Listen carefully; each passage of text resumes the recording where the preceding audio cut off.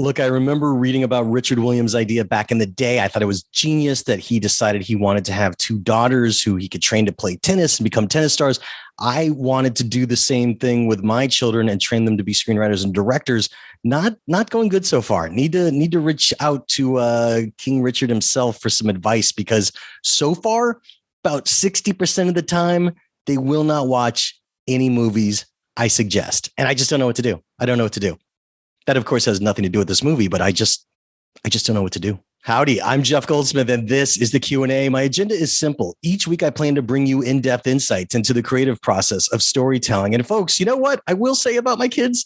They actually want to watch King Richard, so that's a good thing. So, they do have some taste, but I think it's just because I'm a parent. They want to discover stuff on their own. They want to listen to one thing I say. Wait, what's this podcast about again? Oh, yeah, right. King Richard. You know what? It's good that it's about King Richard, because I was really happy to have screenwriter Zach Baylin with us today. And he gave a great chat. And it was really cool to finally catch up with him, because I really enjoyed King Richard. The main reason I enjoyed King Richard actually is because it was so good at taking known sports conventions and turning them on their head to tell a really character-driven, entertaining story. And the good news is Zach was very forthcoming about his creative process and what it took to get this film made. So I know you'll dig this episode. And speaking of things to dig, I hope you check out Backstory Magazine over at backstory.net. You could read us on a desktop or laptop or via our iPad app, Backstory. And we recently published our winter issue, which has a Dune cover. It is filled to the brim with amazing articles. I really know that you'll enjoy it. You could read us on a desktop or laptop or via our iPad app, Backstory. And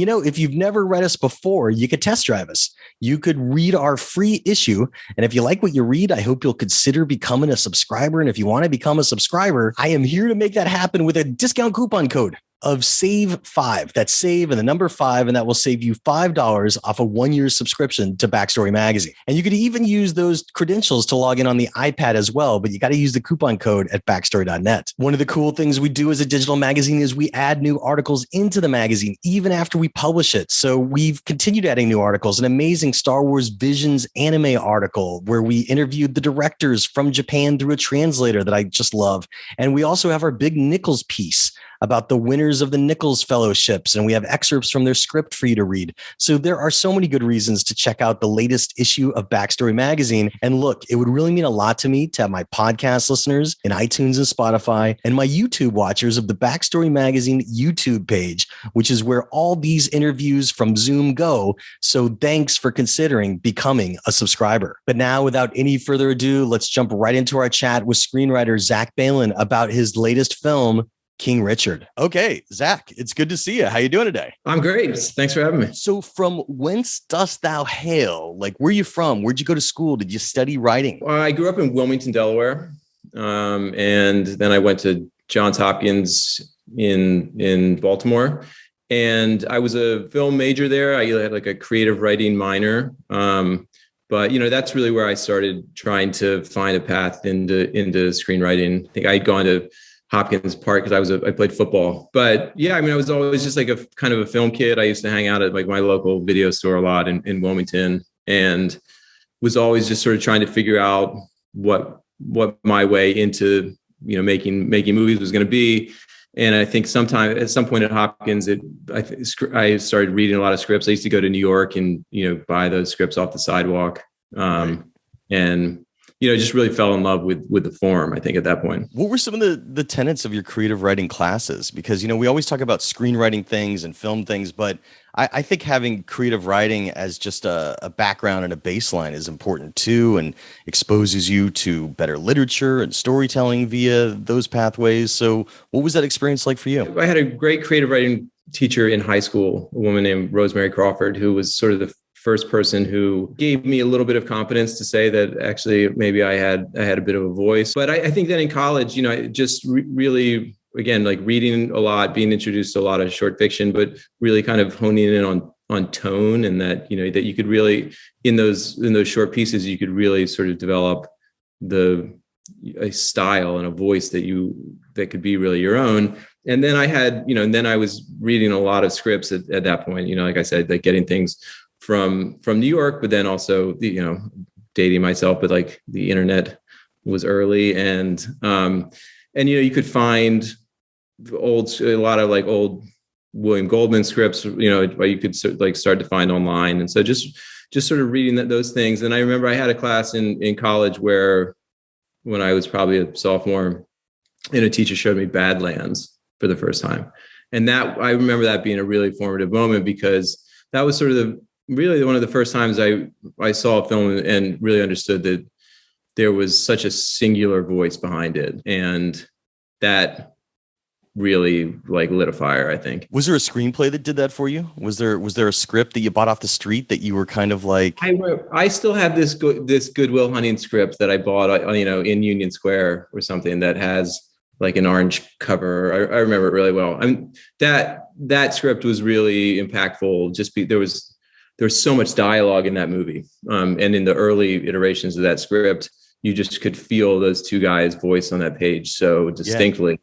Yeah. And they just had a new movie come out this year. I mean, they won an Oscar for Good Will Hunting. They wrote maybe their first screenplay since Good Will Hunting this year, and hardly anyone had a peep about it, which is I thought it was great. I thought it was really strong. I heard Matt Damon. I heard both of them interviewed recently, and yeah, it sounds like that's the first time they'd written together in whatever it's been, 20 years. Yeah, it's great. I think those guys are super talented, and that movie was really, that I was in high school when that came out. There was that year where I think that came out, Boogie Nights came out, LA Confidential, all within a couple months of each other. And that was a really formative sort of movie. Those are great scripts. Well, so when you got out, tell me about your breaking in story. I know that you started as a PA and you eventually went up to prop master. And finally, I know the highest you wound up going was as an AD on a movie called Wrestling. So tell us about your breaking in story after college. Well, Wrestling was a film that was a really good childhood friend, this guy, Jeremy O'Keefe, shot.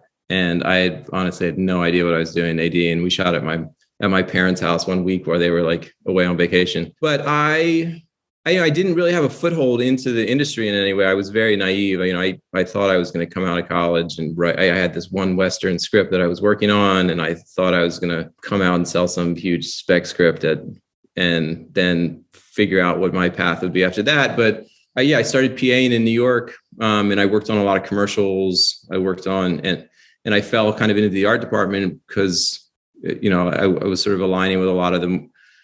A lot of production can be a real grind. And I found that like the art department, set dressing, props, I found a lot of other creative people who had outlets outside of just filmmaking there. And I learned a lot. It was great to be on set.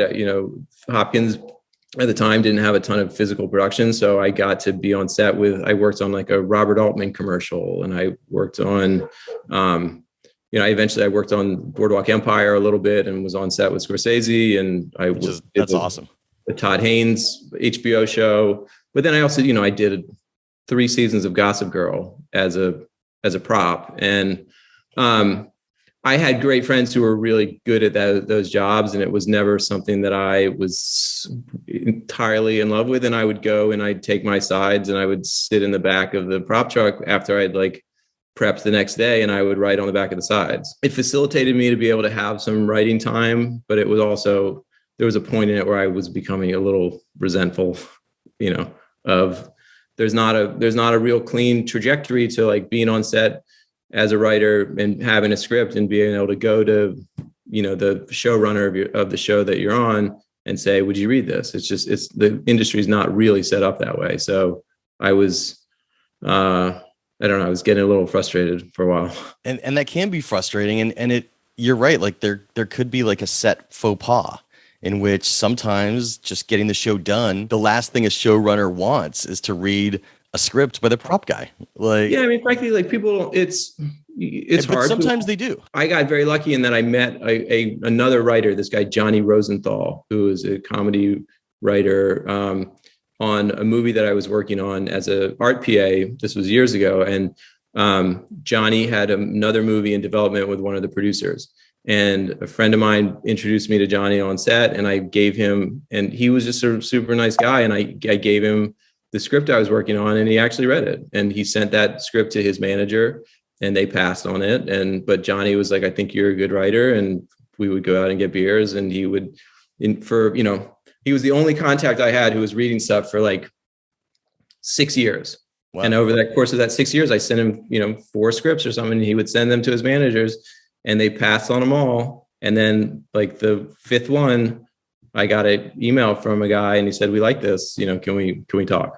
And so it was just, hanging on to those any little open door, you try to like find a way to keep pushing through it. A lot of people give up. And I think it's important to talk about the longevity. What were some of the things that kept you going? How would you creatively fill your well? Or where would you draw from when you're kind of in a job that you're enjoying, but it's not what you want to be your life's work. And it's tough for a lot of people to keep writing in that situation. Yeah, it is. I mean, obviously, I think everyone who listens to this podcast and are writers, like you love at least the idea of writing. It's not always fun to do it, but a lot of times when I was on set, so I worked on Boardwalk Empire for like a summer building the exterior boardwalk set. And it was this amazing kind of creative job, but I was alone in front of a window for a long time, like glazing these windows for like 4 weeks. And I had your original podcast had just come out and I had downloaded, every Gilroy, Chris McQuarrie, like that was a blast. Like these titans. And for like 3 weeks, I would just like listen to every interview. And I found that stuff really inspiring because obviously you're taking great notes from the way people that you really admire are doing it. But then also you hear people talk who feel like actual human beings. And you're like, okay, these people aren't up on Mount Olympus. Like they're real people who are doing the job. And that's awesome that you were a listener. I mean, that makes you the 28th person who's gone from podcast listener to in the podcast that's told me about it. And there was actually literally somebody else just 2 days ago that was number 27. So that's like totally wild. Thanks for listening all along. That's really cool. And yes, the purpose is to show people that there's no one right way to do it. You were talking about William Goldman earlier. Nobody knows anything is his famous quote. And it's, whatever gets the job done for you is the right way to do it. You don't have to follow a certain set of rules.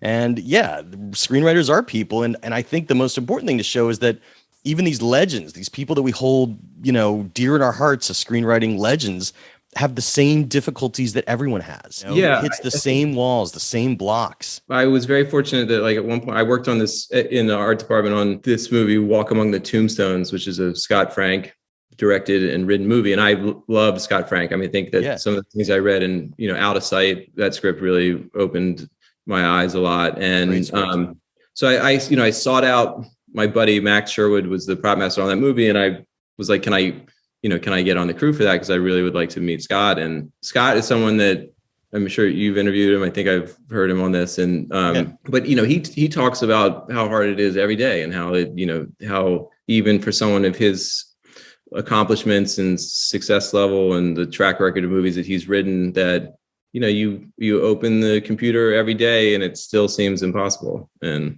I think that's helpful to know that that the good writers actually think that too. Well, it's great that you kept going, and during those tough years, you just said that basically it was your 5th script that got a call back. Am I right in guessing that it was They Fall by Night, which made the blacklist eventually? No, so actually it was a script before that. It was a script called Property, which was like a little kind of Hitchcockian thriller. It didn't get made, but for a minute it had this director named Peter Medic got attached to it. And that I got like my first reps from that. And then I wrote They Fall by Night, which is this sort of big James Ellroy-ish noir that ended up on the blacklist. And those were like these trajectories. I thought, okay, I had a script option. I had this script on the blacklist that for a minute felt like, maybe it was going to sell. And I came out, I was living in New York, and I came out to LA and did sort of the whole like water bottle tour and the tour of meetings where they give you all the water bottles. Yes. And at the time, it was so excited. And I kept all of my Paramount lot passes and everything. And I was like, okay, it's happening. And it didn't. I had follow-up meetings, but never got that writing assignment. And the first thing that really happened was actually, it was a couple of years later, and I had written this TV pilot called The Player, which was like a sort of Michael Clayton in sports story. It was actually had a tennis focus, and I had given it to my agents at the time, the same ones who I had met through Johnny Rosenthal, and I sent it to him. I said, I think this is the best thing I've written. I'm really proud of it. I think there's a real like path for this. And I was on that Scott Frank movie, A Walk Among the Tombstones, and my agent finally called me back after like, I don't know, 6 weeks. And he was like, not only did I not like the script, but I don't think that we should work together anymore. Wow. And I held on to that script, and I said, I think this is really good. And I reached out to someone else, like one other person that I knew really, and I sent it to him. And I said, I think this is good. And I think that like, I think I can do this job, but it hasn't happened yet. And this guy, Jeff Silver, and my current manager, Zach Baylin, read that script. And like 2 weeks later, they called back and they said, Common has read it. He wants to be involved in it. And I sold that show to TNT, and it kind of like got the ball rolling. That's awesome. That's what's the status though? It didn't go through, right? It didn't go through. I worked on it at TNT for like a year. But it turned into a paying gig, which is great. I sold the pilot, and then sold a couple steps of like moving on with it. Right. And it was a great, first experience in other than it didn't get made, but just, really learning how to work with producers, learning how to work with an actor who's planning on being in the project. And then, just sort of looking down the road at how a pilot needs to be built out to actually be a show. Cause it can, it can read great on the page, but that doesn't mean that the pieces line up for a series. Yeah. Well, so what's the status of it? I mean, now that King Richard's been made, which we're going to get to in a minute, like could some of these previous projects, you also were on the blacklist again for Come As You Are. So could they Fall by Night, Come As You Are, some of these other projects you've talked about, could they be reactivated? Yeah, I hope so. I think Come As You Are, I'm still like actively working on that with the producer, and we have an actress now that is attached to it. And so I think that has a pathway now, and I would love They Fall by Night to come back. That was like a real favorite of mine. It's sort of it's like a big, old school detective noir in New York. And yeah, I would love for that to find an avenue, but that one hasn't resurfaced yet. I hope it does. Does. Well, so, okay. Coming on to this project, it's just wild that it even exists. It's your first produced credit.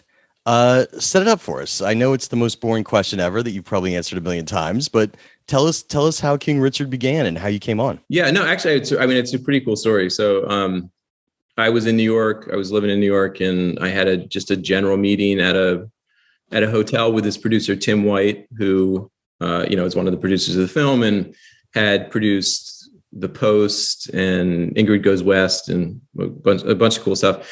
And it was a general about some other project. And, we talked for an hour, and that was not going to be like the right job for me and for him to work on together. But when I was leaving the meeting, I was like, okay, well, really great to meet you. I got to go. I'm going to the US Open. And Tim was like, oh, well, if you like tennis, like give me 5 more minutes, because I have this movie idea that I've been trying to figure out for a long time. And I sat back down, and he basically, said that for years he's been trying to make a movie about the Williams family's like early life, and that they had another writer that they were kind of down the road on, but they hadn't signed a deal. And I knew a lot about tennis. I had written that television pilot, had a real tennis angle into it, and I had played. I was an athlete growing up, and I knew sort of immediately when he mentioned it that it was one of those kind of once in a lifetime opportunities. Yeah. If I could get my hands on the story, that there was going to be something really special there. So I told him, I'm like, don't sign the deal with the other guy. Like, give me a weekend to at least come back with like a pitch. And I went home that weekend, and I sort of put all my other work aside, and I read like 7 books in that weekend. I read Richard's book, and Rick Macy wrote a book, and Serena wrote a book, and everyone who had touched them in those years wrote a book. And the sort of framework of the movie really popped just really early. And it doesn't always happen like that. I've had many projects where the characters are good, the story is there, but you can't find really what the through line is or what the structure of it is. But I read about this match that she played against Vicario, which was her, in her pro tournament debut. And it really just jumped out at me as that, never wanted to tell the story about, where Venus and Serena are now. But if you could find the window to tell a contained, sort of boiled down story about the moments in their life where everything that Richard and the family had aspired to was either going to succeed or it was going to be a total flame out. Point of view is important. And, it's kind of interesting to hear that was your process of going through the books. I could easily see Richard being right material for the lead character, which he was, and that's what the film became. But I could also just as easily see an iteration where it's about the sisters and it's their point of view. And of course, Richard is still like a powerhouse in their life. Were there other elements that you played with before you really refined it to being mostly through Richard's point of view? Honestly, no. I mean, I think that during that first weekend, I watched a lot of videos of Richard and just how big a character he was. It just immediately called to me that this guy is a protagonist of a story. And then I think just sort of looking at kind of classical structure stuff, that the impetus of the whole operation that Venus and Serena and the whole family undertook was this moment where Richard had this incredibly improbable idea that, he was going to raise tennis champions without having any resources or any background in the sport. And he had never played tennis before, and the girls weren't even born yet. And that, all of that seemed so preposterous and such a sort of like a lightning bolt moment for a character. And that felt like that was his. But then I think the struggle became, Venus and Serena warrant their own perspective in this story, and Oracene warrants her own perspective, and that ultimately, if Richard was going to be the protagonist of this film, then it had to be a story where he was learning over the course of it that really it isn't his story, that really It is his family's story, and it's going to be the arc of someone who has to allow himself to step out of the sideline or step out of the spotlight and sort of give agency to the people who deserve it and who are going to take this, this dream that he has and run with it. So that became sort of my goal, was to try to craft it in that way where, Richard was going to be the protagonist, but along the way he was going to start to hand things off, and that those characters, Oracene, Venus, Serena, we're all going to sort of emerge from that shadow. And we'll talk more about that in the spoilers section, obviously. So, because I have a lot of questions, but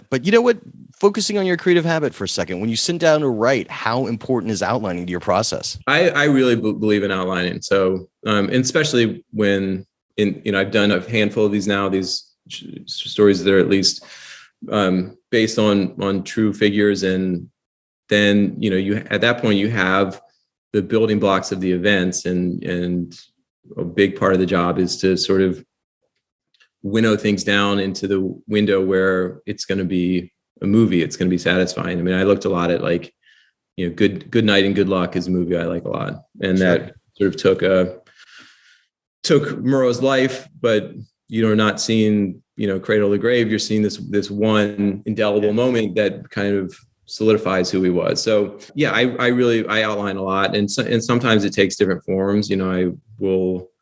I'll outline in sequences, or sometimes I'll outline scene by scene, and but I definitely know exactly where I'm headed.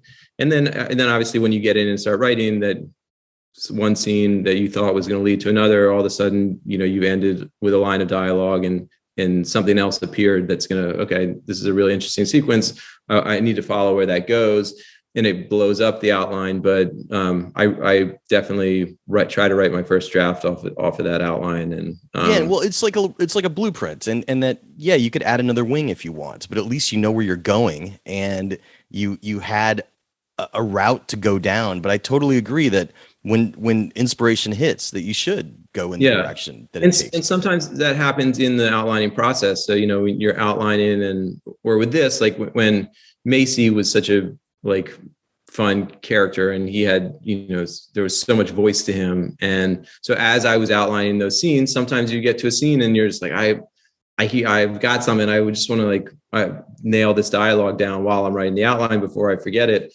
And then, so the outlines often become very unwieldy and like these sort of balloons that are just popping in different directions. But yeah, I believe in it. And I really look at like structure very closely. And even if it's kind of bullshit, I try to hit those page numbers, even just for me to know that like, okay, the third, or at least like the first act isn't 50 pages, trying to stick with what I think. Do you believe in those page count markers? Because some people do, some people just kind of don't. They know that they're going to have their 3 acts and they're not trying to tag it to a page. Again, there's no one way to do it. I'm just curious to hear. I don't believe that they need to be like, you better be turning page 30 and then you're like, then he's meeting the mentor or whatever. Right.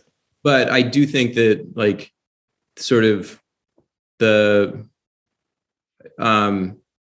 pacing of those things, I try to hold fairly close to that. I don't want a first act that's 60 pages and then there's only 50 pages to finish the movie. I mean, right. I think that those things are important. And I really, going back to some of the scripts, like I love Tony Gilroy's scripts, and I sort of try to adhere to this model that I think he does, which is like, just as long as you can get someone to turn the next page, if you're leading from one scene into the next in a way that's exciting, some of that stuff doesn't matter, but I think it's helpful to have some guidelines. And that makes sense. How long was your outlining process? How long did it take you to outline? It was pretty quick because I really to get the job. I had to send this email out to these guys, to Tim and Trevor White, the producers, like very quickly. So I had cracked like the back of the story, like really in that weekend.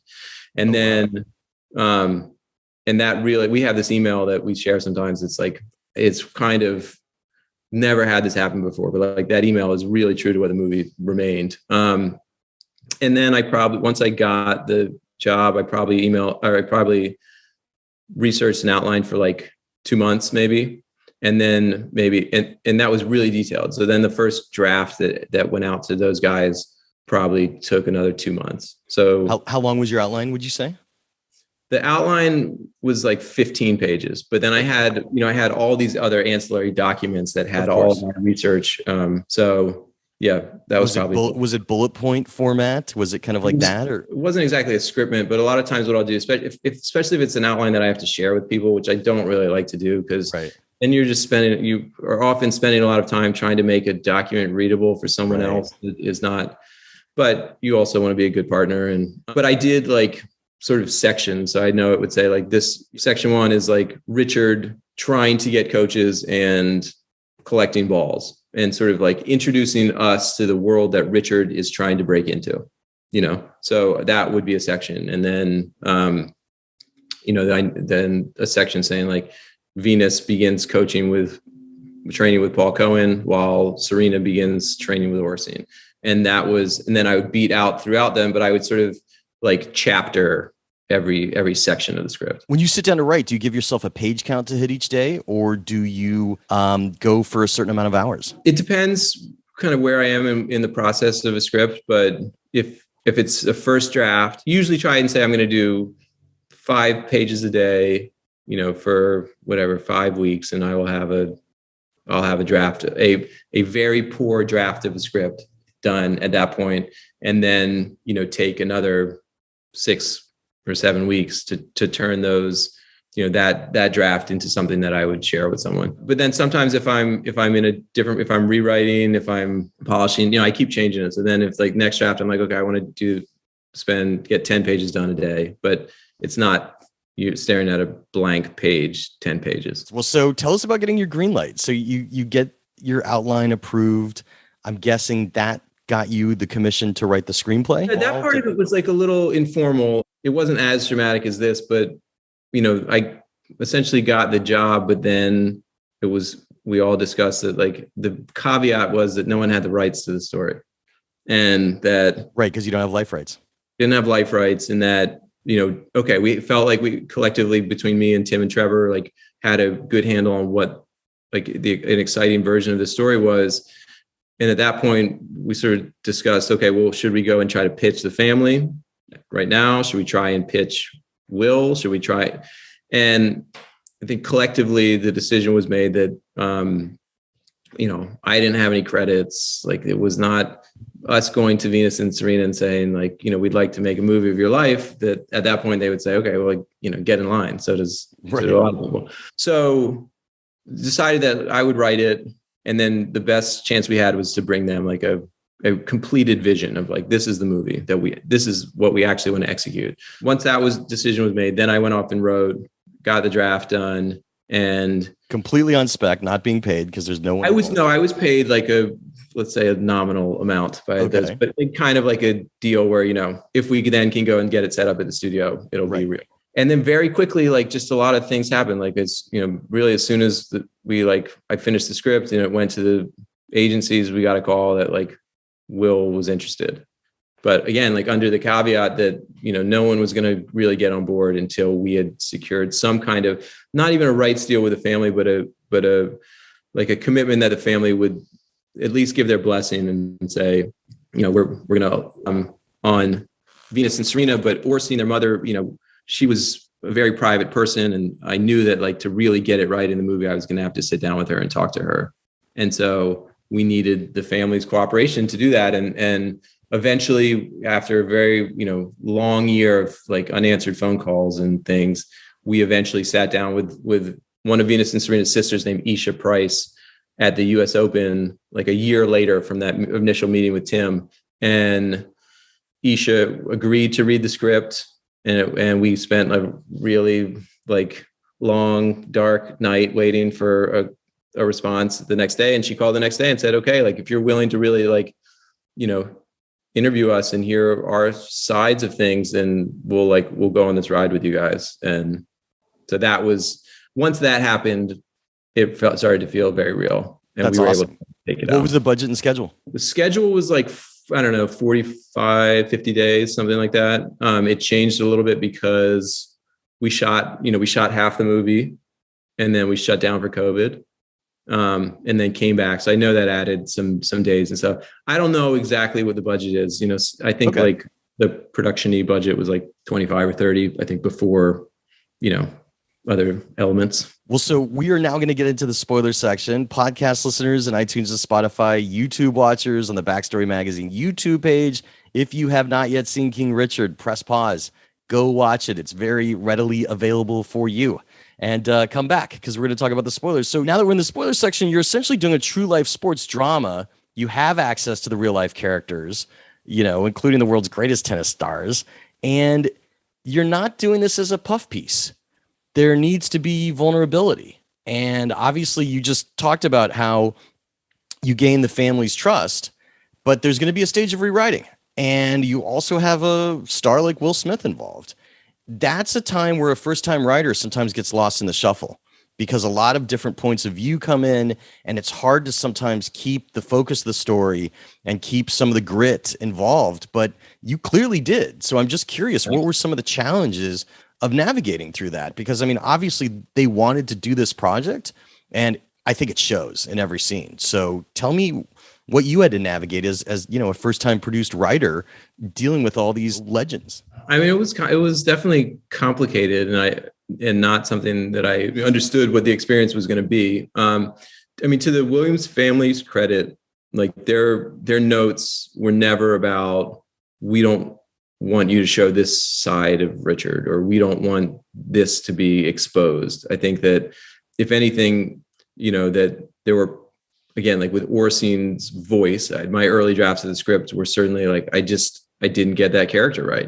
I think I probably had preconceptions that I brought into it. And then I met her and I was like, oh, this is not the person that is on this page. And so some of it, was really helpful in that way. And then when I sat down with Orsine the first time, she was reading through the script, and it got to a scene where, it mentioned, Richard had kids previous to this relationship that he's not involved in their life. And that was in the script. And she said, oh, like this is going to be in the movie.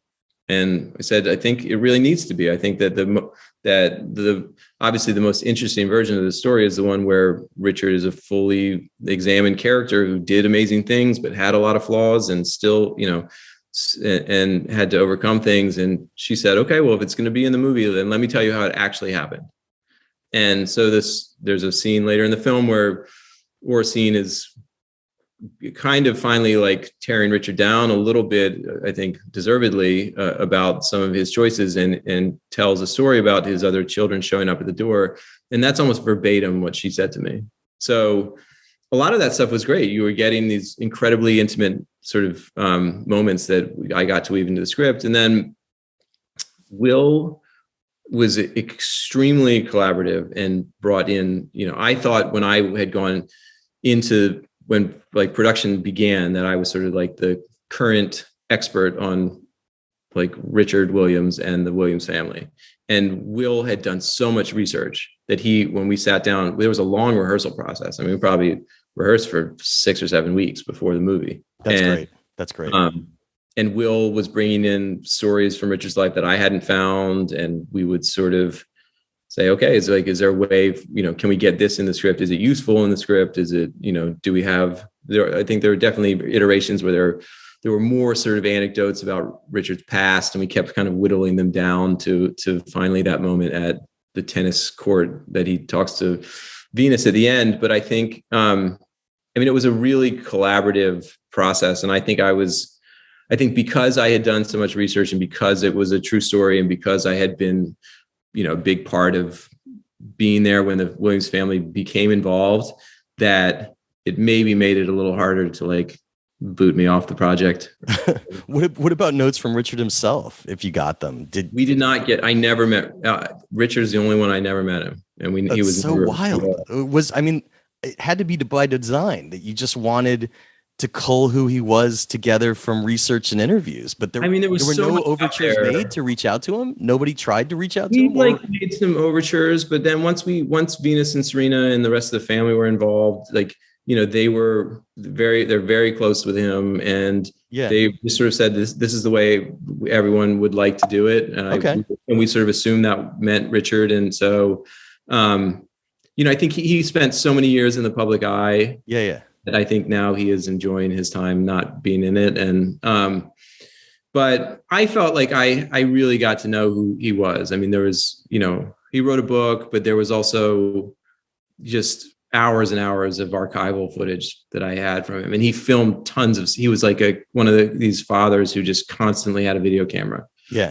There was a lot of tape that we were able to see of what their life was like. And, a lot of that informed a lot of, moments like when he sits down and shows them Cinderella, those were stories that came directly out of sitting down with Venus and saying, what were the things that you guys really remember about just a regular afternoon at the house? What was it like? And it's hard because you're talking to people about, I don't remember what my, 11-year-old afternoons were like, right? But they had a lot of videotape of it. So it was really helpful. And that is great that you had it, but life is sometimes stranger than fiction. If this were any other movie, right? If this wasn't like a historical sports drama, right? The scene where Richard goes after the gangsters that are bullying him at the park, has his gun because he was a security guard at the time, and is ready to do something. You don't know if he's going to threaten them, if he's going to shoot one of them, and he just sees them like shot. Especially the guy that he was going to go after sees them shot up in a drive-by. Right as he's ready to cross the street. It's just crazy. But as you're sitting there watching it, because it's based on a true story, there's just no way you're throwing that into the movie if it's fake, which makes you as the audience member realize that unless they're really imploring like artistic license here, that this is a crazy story. And I'm just curious what your reaction to it was the first time you gleaned on it, because it's a wild part of the movie, but it also, in his own way, shows that, he has divine intervention from going down the wrong path, and that his path needs to be reinforced, for his daughters. Yeah. I mean, it is entirely like unbelievable. And it was something that I read multiple times happened. So, and then when I spoke to the Williams family, they brought it up as well. So I think that it was when I turned in the script the first time to my manager, the one note that I got immediately was that he was like, well, this can't be in the script because there's no way this happened. And I was like, it did happen. And it also feels like that for Richard in that part of his journey, that, like you said, to have a moment of divine sort of intervention that sort of said, we're giving you one more chance to try and make this work and make it work the right way, that it works so well dramatically that it felt like it needed to be in there. And then, I think my approach to things from an authenticity standpoint was, I would say, probably, more strict than a lot of the other elements when the film was getting made, because I felt like the story at the heart of it, of what Richard's idea from the beginning, is so insane that he was going to, teach himself to play tennis and raise the greatest champions of all time. And that actually happened. That anything that we did as filmmakers that strained credulity or that was invented was going to dilute the actual improbability of what the movie was actually about. Yeah. And so, I mean, my first drafts of the script were, I didn't want to have anything that didn't actually happen. Obviously, you're inventing conversations within scenes, but like when Macy arrived in Compton, he was picked up at a hotel. He didn't take a taxi. And I was like, they can't, he gets picked up at the hotel. It has to be that way. And so obviously a lot of those things are not necessary to remain exactly as they were, but I was really concerned about fictionalizing, anything too much. What was the most fascinating part of your research that you had to leave out of the script because there just wasn't room for it, but something that, people could imagine as a crazy scene that could have been? Well, there was a lot of Richard. I took a lot of starts and stops in the first act because Richard, one thing that it's just sort of alluded to later in the movie, but that Richard was sort of this like serial, not exactly get rich scheme planner, but he was the kind of guy who was constantly starting enterprises that he thought were going to both give him, earn him money, but also earn him self-respect and sort of get him to the place that he wanted. His daughters being two of those enterprises. Exactly. But they were the last of right. The last of his gambles. And he had started a company where he went around buying like the extra cement from cement trucks and consolidating them and then reselling them to construction sites. And he had tried to start a company where he had been a cleaner at a bank, like an overnight cleaner at a bank when he first moved to Los Angeles. And then he started hiring other cleaners to work at other banks. And he was constantly just sort of saying, okay, how do people who succeed in this industry do this? How can I be the boss? And he had this, just kind of serial entrepreneurial aspect that you never really would get to see in a character like him, that felt very just kind of Horatio Alger, American Dream story. And so I had iterations where, like there were a couple of those things until he has like the lightning bolt moment of the tennis. And it didn't work, but I mean, that's one thing that sort of jumps to mind. I'm sure there were a lot of others. That's totally cool. And, one of the challenges here is that, it's an anti-hero story, essentially. You don't have a clearly defined antagonist exactly. And you have a faceless antagonist of the system, and how this was, just a major feat for this pair of African-American women to be able to break in to a sport that traditionally did not represent them and become legends within the sport. So there's the faceless antagonist of going against the system in the different ways, be it the actual sports organizations, the actual clubs, the different agents they encounter that, may or may not have their best interests. But at the end of the day, Richard is also his own worst enemy. And that's why it, to me, says it's an anti-hero story. What were the challenges of writing a character like that and having that basically where your protagonist is your antagonist, which is tricky, but you did a great job of it. No, thanks. I mean, I think that's really how I looked at it, that I thought that Richard really was his own worst enemy. There was a lot of adversarial things that the family were going to face going throughout their journey, both obviously within like the white tennis world, but also within their community. And there were going to be plenty of obstacles in that regard. But that I thought what was so rich about Richard as a character was that there were a lot of unexpected things about him. I think that when you think of a sort of domineering sports parent, or you're thinking of something like the Great Santini, or you're thinking of, Earl Woods, or I don't know if you've read Agassi's book, that like these guys who were domineering public facing, and then also, in the home were sort of forceful figures. And that was really surprising for me to learn that Richard was sort of outwardly, he was extremely, bombastic. He had really sharp elbows. He said outrageous things on the court. You can see videos of Richard and young Venus and Serena, and he's like the sweetest guy in the world. And it's this real sort of strange combination. And that he was also constantly shooting himself in the foot because his own ego and his own like need for self-preservation and self-respect would often just override maybe what was best for the goal that he was setting out to achieve. And that to me felt like the most exciting thing to write, because I hope that it had the opportunity to be this like, it has the backbone of a kind of classic sports inspiring drama, but really at the heart of it, like I think Ray Green, the director, I thought did an awesome job, was like, looked at it like this is a character study of obviously this family, but ultimately like this guy who has to learn to kind of get out of his own way. Yeah. And that's what appealed to me so much, because sometimes sports dramas can be rote.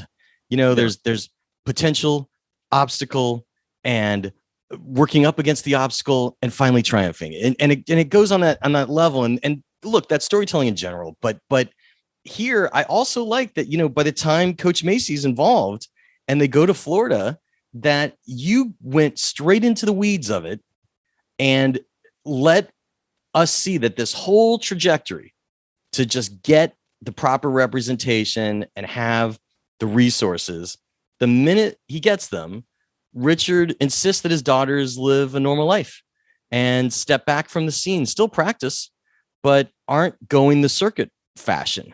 And it kind of becomes realized with your reference to Jennifer Capriati tanking and burning out in tennis and possibly having a drug possession hitting the news, and how Richard reels back and wants to protect his daughters that could have in other circumstances, possibly with less talent, ended their careers, to put the brakes on when he does. But I actually love that you used it as a dramatic device that everyone was arguing against for Richard, even though truly as a parent, it was for the betterment of his children. And tell me about making sure that you kept that in the movie, because I think the movie would have been lesser without it. Yeah, I think that was really, it was important. It was a really important step in their trajectory. And I think that out of everything that Richard did, that was unorthodox in his coaching style and his sort of life approach, that pulling them out of junior tennis was really the most controversial, because there was such a clear pathway before them of financial success within junior tennis. And that if you watch early videos of Richard talking, he will say very explicitly that, like, I got my daughters into this because I thought it would provide for our family financially. And that he has to make a real turn to understand that ultimately, like, what success is going to look like both for him, but for his family, is not going to be represented in those financial gains. Yes, they're out there, but that it's going to be, who they are as people and who he is as a person. So that Capriati moment and the whole junior tennis discussion was really important. And I think that, again, for what I looked at Richard as a character was that, someone who's so desperate, he had faced so much racism and trauma in his life. And he was just desperate for respect, for self-respect. And that he was so afraid of, like, he had, he had these cards. He knew he had them. That amazingly, that once he got to Macy's, you're basically saying like, yes, you're holding a golden ticket. But I think he was afraid, that what if all these things don't work? And he would mask that with bravado of saying, no, we're holding him back because this is for them. But really, I think there was also a real insecurity there that, he was going to have to stick with something for once and put his cards on the table, and that, you could see him delaying, I think.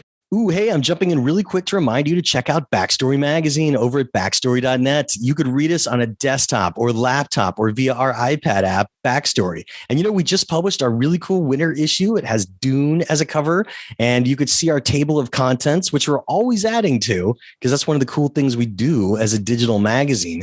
We just put in a huge Nickel Fellow piece where you could read interviews with the Nichols Fellows, along with excerpts of their screenplays. We also have a piece about Star Wars Visions that we added, the Star Wars anime show, and we interviewed directors from Japan, and that's a really great piece as well. So it's fun to be a digital magazine because you could add new stuff after you publish, which I just love. And so if you've never read us before, I hope you will test drive us by checking out our free issue. And if you like what you read, I am here to make you a deal so that you could hopefully become a subscriber. Use discount coupon code SAVE5. That's SAVE and the number 5, and that will save you $5 off a 1-year subscription to Backstory Magazine. You just type that code into the shopping cart at backstory.net, and you could also use your same credentials to sign into the iPad as well. Look, it would really mean a lot to me to have my podcast listeners and iTunes and Spotify and my YouTube watchers of the Backstory Magazine YouTube page support my passion project. So thanks for considering. But now, without any further ado, let's jump right back into our chat with screenwriter Zach Baylin about King Richard. You alluded to this earlier,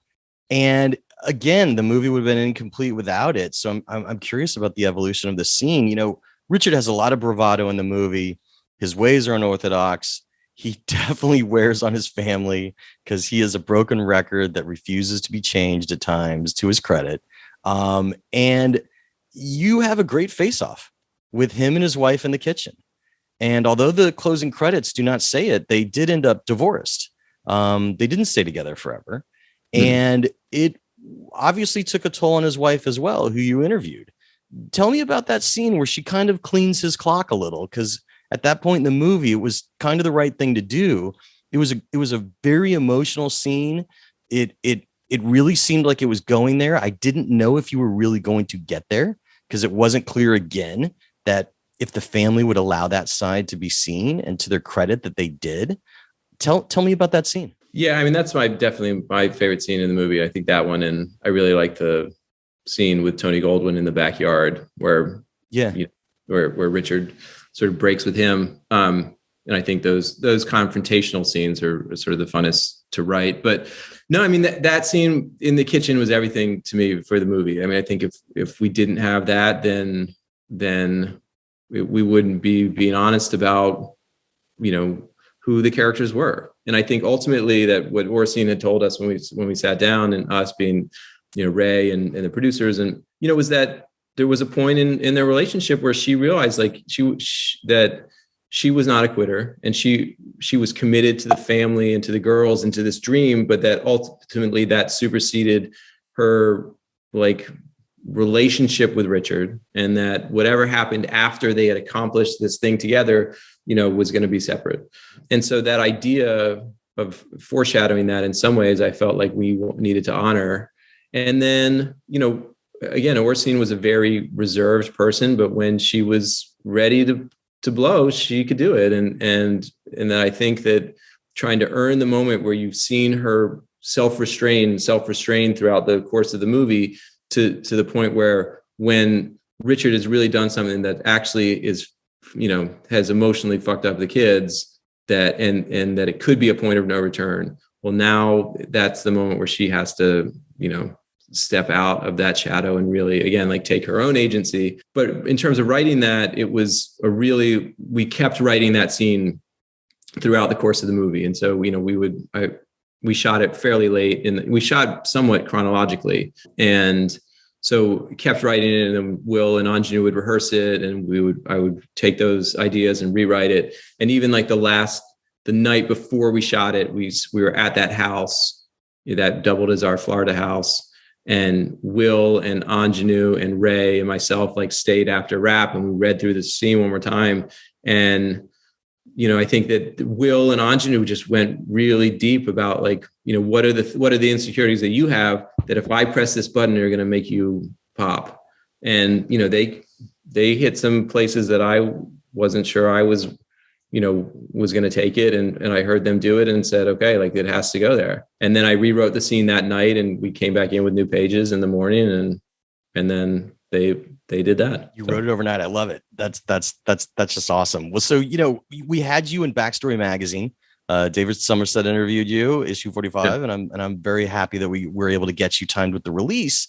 But one of the things that we didn't get to talk about as much, I guess it was more my thing, but I think it's the triumph of the film is that, the sports genre, you have expectations, and the expectation is usually leaning towards a big win at the end. And I think in using the match against Vicario, where she loses, it's such a great thing to do in a movie like this, because one of the problems you have going in inherently is everybody knows about the success of the Williams sisters.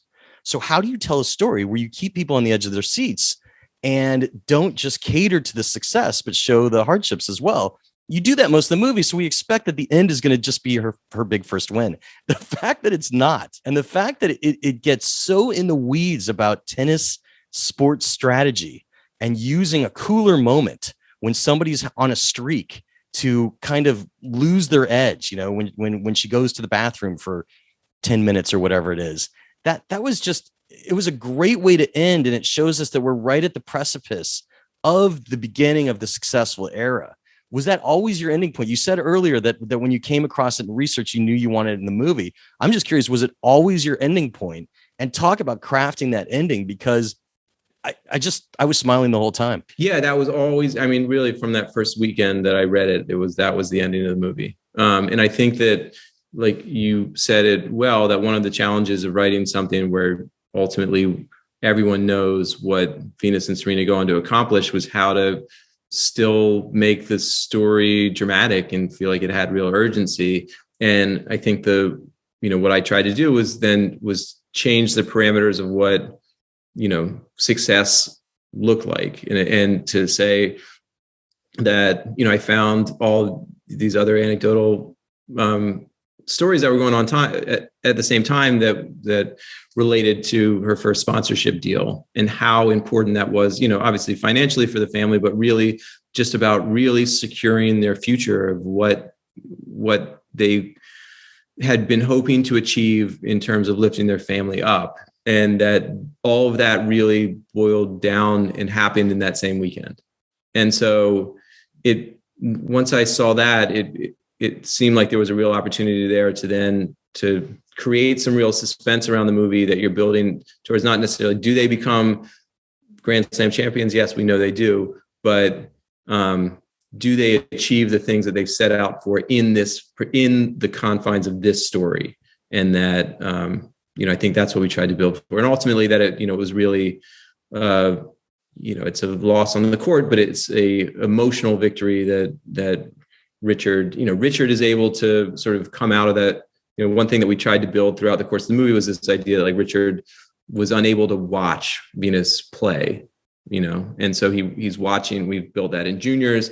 And then in the final match, he's watching in the tunnels. He can't sit with the family, but once he sees that this match is not going to be won, that he comes out and he finally sits down in her box. And it's a callback to the story that he's told her at the tennis courts right before he's allowed her to play, which is this story about his own father who, when Richard was getting beaten, that he left and he ran away. And that Richard basically saying, I'm going to be here, whatever you accomplish, because I believe in who you are as a person. And that those were ultimately like the stakes at the end of the film. And, and then obviously knew that there had been a few successful sports movies that had ended with a loss. Obviously, like Rocky was a big influence in looking at things like that. So, of course, editing is the last stage of storytelling. What did you learn about your story during editing, and what are some interesting scenes that were cut? Well, we had an amazing editor, Pamela Martin, who edited The Fighter and a lot of great sort of family dramas that also have some baked in sports element.